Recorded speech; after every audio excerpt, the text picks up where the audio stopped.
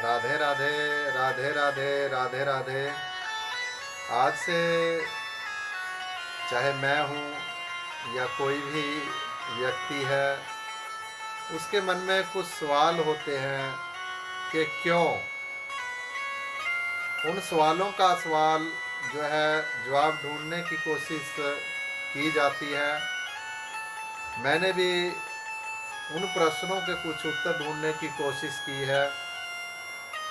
वो कहाँ तक सही हैं ये मैं नहीं कह सकता, लेकिन जितने भी हैं मैंने उन्हें जो है धार्मिक उससे लीजिए या वैज्ञानिक उससे लीजिए, मैंने उन्हें जो है कोशिश की है कि अच्छी प्रकार से उसका उत्तर दे पाऊँ।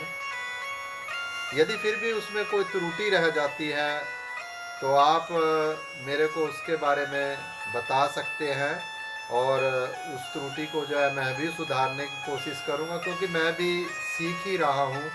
और मुझे भी यदि कोई उसमें त्रुटि रह जाती है तो आपसे मैं भी सीखूँगा। तो नीचे मैसेज करके आप मुझे बता सकते हैं, तो मैं आपसे संपर्क करके उस त्रुटि को दूर करने की कोशिश करूँगा। हर एक इंसान के मन में ऐसे ऐसे सवाल कि जैसे गाय का दूध ही क्यों उत्तम होता है, पीपल को ही हिंदू धर्म में क्यों अच्छा माना जाता है, और हम तिलक क्यों लगाते हैं, और ऐसे ही अनेकों सवाल हैं जिसका हमें हिंदू धर्म के अनुसार उत्तर आना ज़रूरी होता है, पता होना चाहिए, क्योंकि हम हिंदू धर्म में पैदा हुए हैं। और अपने सनातन के बारे में जैसे हम यही कह सकते हैं कि सनातन का अर्थ क्या है और सनातन क्या है।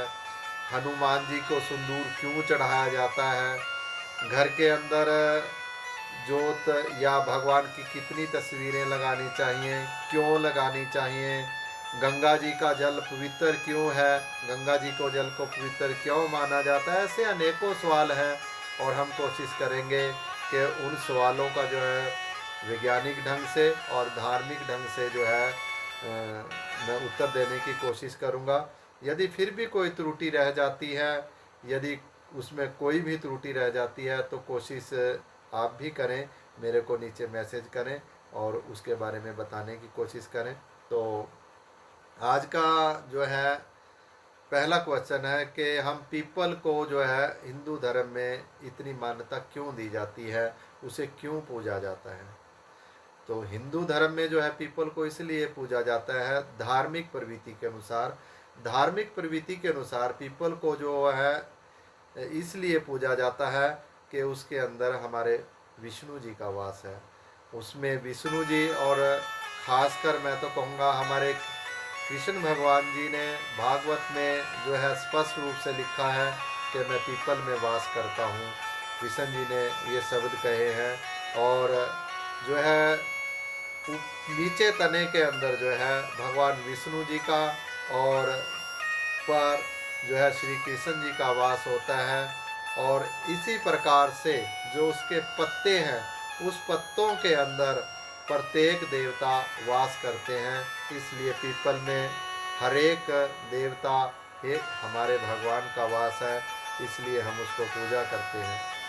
और दूसरी तरफ वैज्ञानिक ढंग से देखा जाए तो पीपल का जो वृक्ष है, केवल एक पीपल का ही वृक्ष है जो हमें बाकी वृक्ष जो है 12 घंटे और 12 घंटे करके अलग अलग देते हैं, लेकिन जो पीपल का वृक्ष है हमें 24 घंटे ऑक्सीजन प्रदान करता है, जिसे हम जीते हैं।